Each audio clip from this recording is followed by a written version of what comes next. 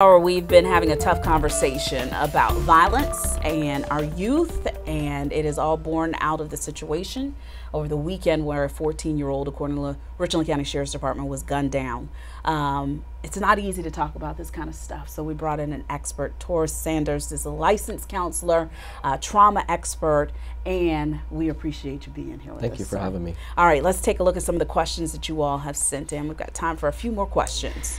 How do you explain that there may come a time when your son is accused by strangers of an offense in which he did not commit? How do you respond? And of course, in this particular case with Cyrus, he was accused of taking water. The sheriff said he put the bottles back. It seems like such a silly, petty situation. What do you tell your kids if they're confronted by something like that when they're out and about?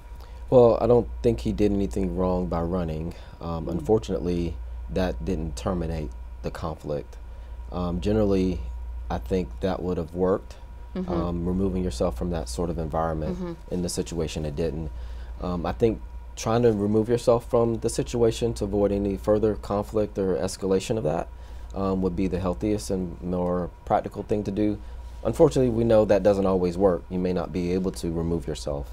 You know, the person may become more aggressive, you know, may try to block you in.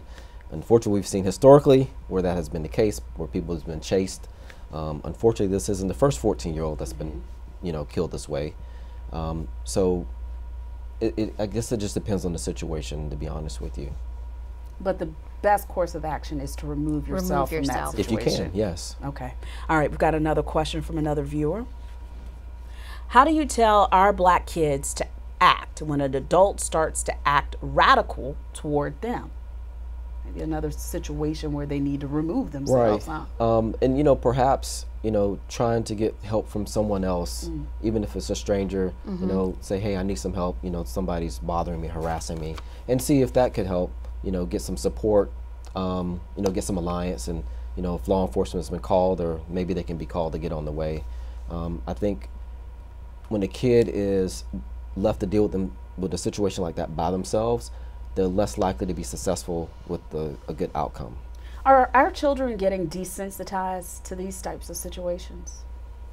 I would say in some ways, yes. And I think in other ways, because of their youthfulness, they're going to respond in a fight mode, you know, flight or fight, right? So I think this is just a natural reaction in some regards. You know, how they navigate those emotionals, issues, I think that's where they struggle. I like that advice. I'm going to use that. Remove yourself from the situation. If you are overwhelmed, if you feel threatened, if there's not anybody else, no other adult in that situation that can help you, remove yourself from the situation. Taurus Sanders, thank you so much for your time. Licensed counselor with us today, and thank you for having me. 14-year police veteran. We sure appreciate your expertise. Appreciate it. Stay with us. There's more.